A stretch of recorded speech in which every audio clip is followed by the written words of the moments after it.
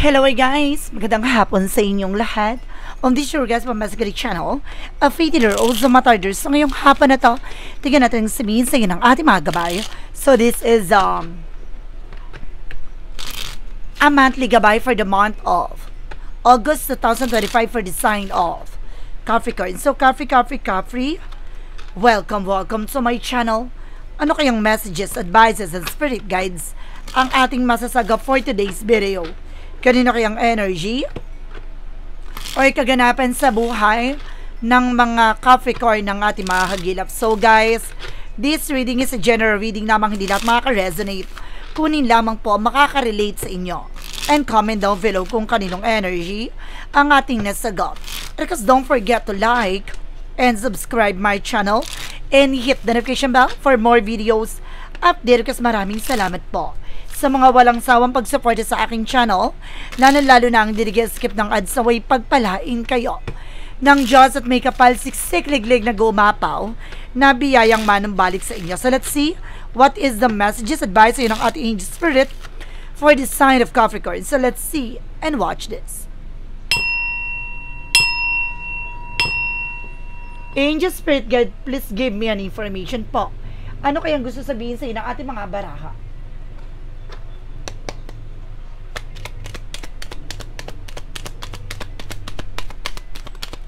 So there's a strength card guys. So there's a confident.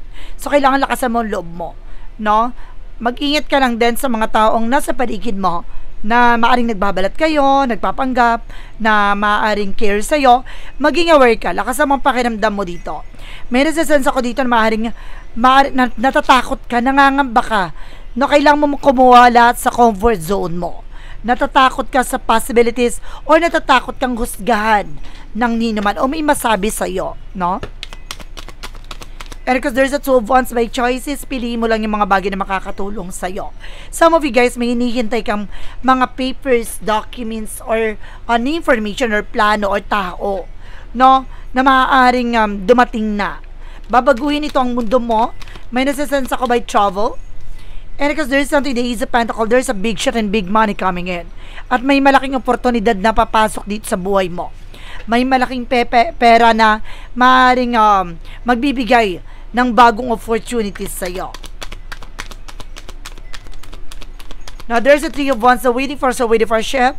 Some of you guys na may hinihintay ka resulta document, there's a possible na makuha mo na. At itong opportunities na ito magdadala sa iyo sa malaking oportunidad, malaking pera. No, there's a something na twist, no, babaguhin ito ang situations mo. No, ang mga nakasanayan mo, ang sitwasyon at estado mo. Ay, pasabog, gusto ko yan. And there's a 2 of Pentacles with a balance, so kailangan mo maging balance, physically, mentally, emotionally. So kailangan mo laging timbangin, no, yung mga bagay na makakatulong lang sa'yo. Kaya itong bagay na to ay maaaring magdulot ng stress sa'yo, pakawalan mo. Na huwag ka mag-stick or mag-stay sa isang situations na alam mong negative. Additional messages. Represent guys with the Queen of Wands by confident. So kaya lakasan mo ang pakiramdam mo, lakasan mo ang loob mo. Alisin mo yung takot at pangamba mo. Na nagkakaroon ka ng something doubt or something paghalinlangan, but you need to do something to boost your confidence. No? You're also independent person. Kaya kailangan matuto kang wag magpadala or wag kang magpapa-apekto sa mga tao sa paligid mo. What is the additional messages? And there's a 8 of Pentacles. Mag-focus ka sa trabaho or negosyo. Mag-concentrate ka na wag mong kayaan na lituhin ka nila, sirain ka nila, no? Kumbaga, i-distract ka nila, wag mong hayaan na mangyari yon. Just focus sa ano ba talaga yung priorities mo, ano ba talagang plano mo. And because there's a 9 of Wands, so something near to success. Napakalapit mo na para magtagumpay. No, napakalapit mo na para may sakatuparan. Ano man yung pangarap mo, plano mo, napiliin mo lang yung mga bagay na alam mo makakatulong sa'yo. And of course, there's an Ace of Swords, something breakthrough, a mental clarity. Isa to sa magbibigay ng kaliwanagan sa'yo. Mawawala yung iniisip mong stress, no, mawawala yung nagbibigay pangamba sa'yo. So, ngayon parang liliwanag ng utak mo. No, liliwanag na ang isip mo dito. At makakapagbuo ka ng mga plano. And of course, there's a page of wands, so there's a good news. No, sabi ko na nga, baka may hinihintay ka paper documents, there's a possible na makuha mo na talaga. No, maaaring dumating na. No, ngayong linggong to. No, ngayong buwan na to. O ganon. Additional messages. Represent guys with the 2 pentacles. There's that something, a full card for leap of faith. So, sinasabi dito, sinusubukan ang iyong pananampalataya at tiwala. No, kung hanggang sa katatagan, hanggang sa ang iyong pinaniniwalaan. Additional messages. No, there's something, the 5 of wands, something, competitors, competitions, no, complications. No, wag mo ngayaan na paikutin nilang sitwasyon mo or eksena mo. No, maraming umihila sa ipababa. Dapat alam mo sa sarili mo yung grounds mo. Huwag kang maniniwala sa mga taong sinisiraan ka lang. No? Gumagawa ng kwento. And there's a 6 of pentacles, maging balance ka. Now, there's a give and take. Or there's a something, a give and receiving something by the universe. Magtutuloy-tuloy na raw about sa pera sa'yo. Basta mag-focus ka. No? At magbibigay ng gabay. No? Ang ating angel spirit sa'yo. And there's a tower moment for major changes. So some of you, may malaking pagbabago talaga magaganap sa buhay mo. This is something, a major changes. No, malaking pagbabago na kailangan mo muna magtiyaga for a meantime. Na huwag kang magmadali. Huwag kang padalos-dalos. The more na padalos-dalos ka dito, the more kang magkakamali. The more na masisira ang mga plano mo, lahat ng gusto mong gawin. And there's a hermit card, something, spiritual enlightenment. Na magliliwanag sa'yo about sa spirituality. Na bibigyan kang kasagutan sa lahat ng katanungan mo. And there's a 5 of cups, something disappointment. So some of you guys, no, maaaring naguguluhan ka, no, natatakot ka, no, maaaring ayaw mong magkamali, no, at mayroon dito mga realizations, no, mayroon dito mga taong nagsisisi for their flaws, for their mistakes, no, for their failure. And there's a death card. No, maaaring kumbaga may pagbabago. No, maaaring babaguhin ka nito, matatapos na. No, ang mga kaguluhan sa buhay mo. Magtiwala ka. There's a new beginning coming in. And there's a King of Wands. Lagi mong titignan yung magiging kalalabasan. No, yung magiging outcome ng decisions mo. Na mga plano mo. Na huwag ka makikinig sa mga sinasabi nila. Na some of them sinisiraan ka lang nila. Lagi mong titignan, no, ano yung mga pagbabago magaganap mo 5 years, 10 years from now. Diba? So there's a chart with an action movement, magkakaroon ng changes and development sa situations mo. Unti-unti mo na mararamdaman. No, yung mga pagbabago na magtutuloy-tuloy na raw ang magandang kapalaran sa'yo. There's a balance for a negative and positive sides. No? Kumbaga, there's a give and take. No? Kumbaga, balance na talaga siya. So, kailangan matuto ka mag-focus. No? Huwag ka magpapa-distract. Mag-concentrate ka sa ginagawa mo. And there's the world. Represent something, travel, success, accomplishment. Talaga magtatagumpay ka dito. No? Magsasucceed ka talaga dito. May mga bagay na unti-unti mo nang malalasap, na mararamdaman, no, na makakamtan ang matagal mo nang inaasam. And there's a judgment for a wake-up call. So, parang sinasabi nandito ng kasagutan sa iyong katanungan with the Hermit card. Pinapalalahanan ka nandito ang sagot, bigyang liwanag sa isip mo. Nasa harapan mo na. Ito na yung offer na to. Mag-pay attention ka. And there's a the Sun card. Lahat ng bagay dito liliwanagin. Lilinawin. Kaya nagkakaroon ng realizations eh. No, dahil lahat ng bagay na to, there's a perfect timing. Nasa tamang panahon. Nasa tamang pagkakataon. No, the more na minamadali mo, the more na magkakamali ka. Just wait for the perfect timing. No, dahil iba-iba yung chapter ng buhay ng tao. Na maaaring nakuha nila ngayon yung success na yon, but definitely baka ikaw susunod ka na. No, susunod ka ng magtatagumpay. Susunod mo ng makukuha ang matagal mong ninanais. And there's a Four of Cups. Basta pakakatandaan mo, lagi mong pag-iisipan. Hindi lahat ng offer tinatanggap. No? Lagi mong lilinawin, kaklaruhin. No, ang bawat eksena na darating at dadapo sa buhay mo. And there's a Four of Pentacles. Protectionan mo at pangalagaan mo ang iyong finances, love life at career, and even your health. No? Lagi mo titignan yung other sides. No? Ano ba talaga yung purpose nito? Ganto, ganyan. Na mamaya, kaya there's something complication eh. Mamaya may mga hidden agenda pala, ganto, ganyan. Lagi mong titignan kung ano yung magiging advantage and disadvantage ng bawat situations. So let's see what is additional messages. Pagdating sa finances and career, love life at kalusugan. Let's watch this. So let's see. Now, what is additional messages for finances and career?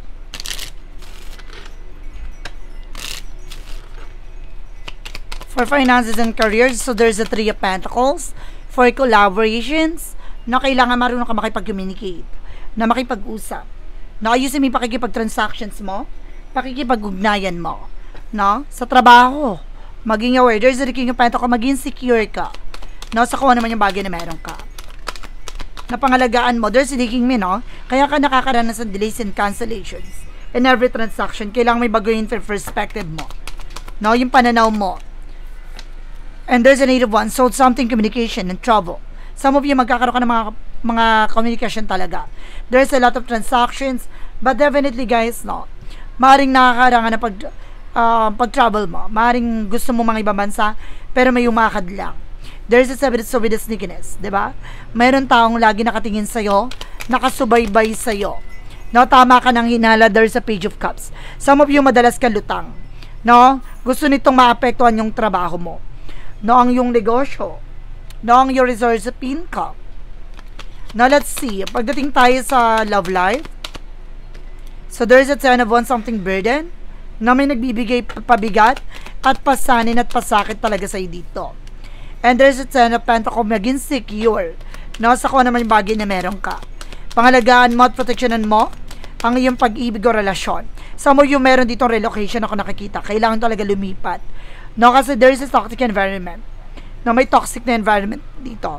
And there's a star card, a wish fulfillment, maaaring unti-unti nang humilom at matupad ang lahat ng mga pangarap mo. Lalo-lalo pagdating sa relasyon. There's a Knight of Cups, double clarification with the wish fulfillment, a new beginning, success. No? And there's a Knight of Wands for slow and steady. Manutili kang kalmado. No, wag kang agresibo pagdating sa relasyon. There's a Lovers, no? Maring lagi kayong mainitin ng ulo parehas ng person mo.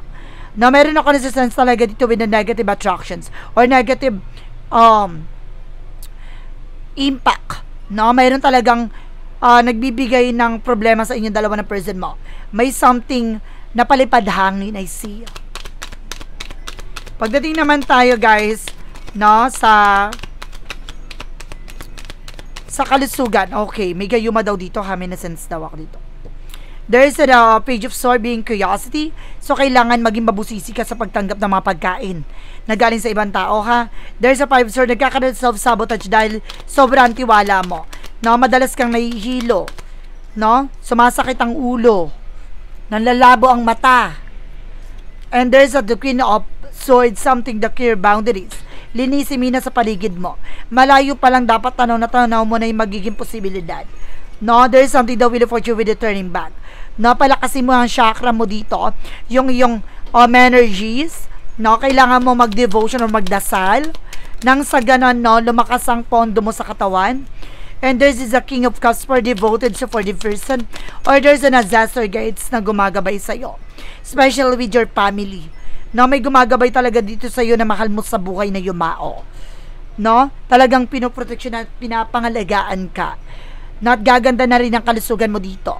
So let's see what is additional messages with the magical fire messages, advices, and of course, pick a card, yes or no. So let's watch this. Okay, for magical fire messages, represent what? So, there is something you desire within reach. No, yung mga pangarap mo, lahat ng bagay na inaasam mo, maaaring matupad mo na at maaaring pumabor na sa'yo. And there's a birthday season na maaaring may aatin ka ng birthday, maaaring yung mga mahal mo sa buhay, maaaring darating yung birthday nila. And there is an ask for what you want. So, kailangan mo lumapit sa ating poong may kapal. Ano ba talaga yung kailangan mo? Now, let the universe and other people know that what you need. No, kailangan mong i-show no, yung nararamdaman mo. And there's an empathy with the breakthrough. Talagang magtatagumpay ka all areas of your life, no, sa lahat ng aspeto. And of course, there's something, guys, with the decisions that you need to make. No, may mga desisyon na kailangan mo talagang gawin. And there's a fulfillment, there's a wishes coming true. So talaga may mga bagay na matutupad na. May sasakatuparan mo na. So let's see, what is the ritual messages with an angel spirit? So there's a winter. So ngayong winter season, maaaring masagot na yung mga tanong mo. No, magbibigay liwanag dito sa iyo. And there's the word card, guys. Now there's a travel, success, accomplishment. Talaga may mga bagay na matutupad na dito. No, may magbabago ng mundo, bago ng kapalaran mo. And there's a wisdom enlightenment, liliwanag at makikita mo na yung mga eksena or pangitain, ganon. Yung posibleng maganap. No, unti-unti nang liliwanag sa'yo lahat ng bagay. So, let's see what is the romance angel for a Mystic Oracle deck. We are receiving an unexpected, all of the sudden. So, may mga bagay talaga na bigla ang pagbabago na hindi mo ina-adjust. No, na hindi mo ine-expect na nangyayari or mangyayari agad-agad. And there's a keeping a secrets. No, meron itong sinungaling at talagang pinipilit itago. No, ano man kasinungalingan to, ano man ang katraidoran to. What is Archangel Michael messages for you? And write about your thought and feelings. No, lagi mong pakikinggan at susindin ko ano yung nararamdaman mo. No, mayroon kang intuition and gut feeling. Sundin mo. What is the Jesus loving quote said? Well done, do good and faithful servant. No, tinatapos na ng ating Panginoon. Maging mabuting manlilingkod ka sa Kanya at maging tapat ka. Ano man yung bagay na ginawa sa iyo ng mga tao sa paligid mo, no, wag kang gaganti. No, bagkos ipaubaya at surrender mo lahat ng bagay na ginawa sa iyo. For angels number, represent what? And there's a 12-12 word of persistence. So, kailangan tuloy-tuloy. No, hindi pwede pa bago-bago. No, there's a new experiences coming in at maging kontento ka sa kung ano naman yung bagay na meron ka. O happy day and info opportunities related to your life purpose is just around the corner. Take immediate action once it pop up. Of course, a lovely partnership or an epic romance is also in the cards. Diba? Pagdating sa relasyon din, nandito na. Na pinapakita at binabahagi dito, kailangan mo talagang kumilos at magdesisyon at gumawa ng paraan para putulin at puntukin ano man yung bagay na kailangan mong tapusin. Ganon. What is the Money Move Oracle deck? There is a perfect fit. See? Kung para sa'yo, you're meant to be here. No? Talagang nararapat ka dito dahil para matuklasan mo lahat ng mga kabalastugan o lahat ng bagay na may kinalaman tungkol sa pagkakaperan o relasyon o trabaho. Diba? May taong lumilin lang, naiinggit, sumisira, sumisipsep, pakialamera, marami yan. And what lies beneath with the hidden future?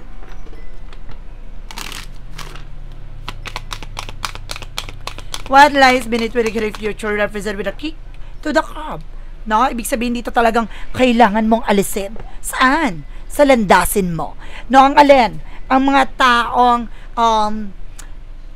umaaligid sa'yo na kumukuha lamang ng impormasyon. Or sinasabi na natin na impostor. Diba?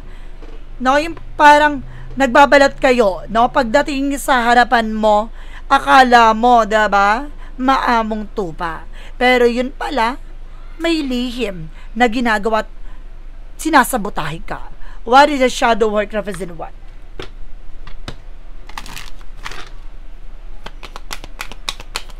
From the shadow work represent there's something journey within, introspection and growth. Now, the path of enlightenment start within you. Di ba magsisimula ang kaliwanagan sa'yo dahil ikaw yung gagawa ng action and decision. No? Dahil dito, binibigyan ka ng mas maliwanag na kaisipan na kung ano talaga yung nakikita mo.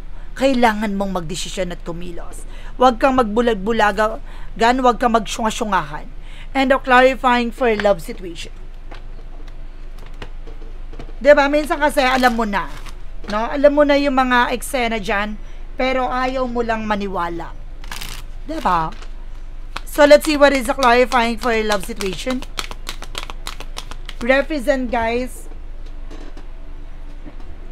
with capricious. Children are involved or someone is being immature. No, meron pa dito nag-iisip bata. No, pabebe. Kaya kailangan, guys, no, matuto tayong maging mature sa mga decision or actions natin. Siguro kaya ganyan dahil may mga taong akala no, kayang bilugin ang utak mo o talaga nang bibilog agad yung utak mo. Diba? Mabilis kang mapaniwala. No? So, there is something clarifying for a life situation. Yung kausap mo pala, diba? Dalubhasa. Magaling na pala magpanggap. Ikaw to, na walang kamalay-malay. Diba? Akala mo totoo yung pinapakita niya. Oh, ginagamit ka lang pala. What is the clarifying for a life situation? And of course, there's a go your own way. Gumawa ka ng sarili mong daan. Trust your intuition and embrace individuality, paying your path with courage and authenticity. Diba? Maging totoo ka at maging tapat ka sa sarili mo. At sinasabi dito, lahat ng bagay nito, makinig ka at magtiwala ka sa nararamdaman mo, dadaling ka sa mas makabuluhan at makatotohanan ng pangyayari sa buhay mo. Diba? At magiging maganda takbo na sitwasyon mo. At ikaw din na maglalagay sa kasasadlakan mo o ikagaganda ng buhay mo. There's a part of the light represent what? Kaya sinasabi dito, you have the power to create something meaningful in your life. No? What is additional messages with a part of the light? Represent, guys, with a confident. So, kailangan mong lakasan ang loob mo. Maging matapang ka. Alisin mo ang takot at pangamba mo. May trust in life is unwavering, guided by God in wisdom and love. My heart and choices are aligned with divine will. I remain faithful to my inner guidance, knowing that everything unfolds according to God's plans, and I empower my deep faith. Diba? Kumaga talagang ngayon, dahil sa lalim ng pananampalatatiwala mo, mas lalo nang lumabas, no? Ang paniniwala mo at kumbaga paninindigan mo sa sarili mo. Mas naging tiwala ka na at lumakas na ang loob mo. Hindi lang yon, kumapal din ang mukha mo. Charis. Ganon, diba? What is a yes or no? Pick a card. Alamin na natin ang magiging sagot with a yes or no. Pick a card. Let's watch this. Okay. There is a yes or no. Pick a card, guys. So, alam ko nakapag-isip ka na ng questions, no?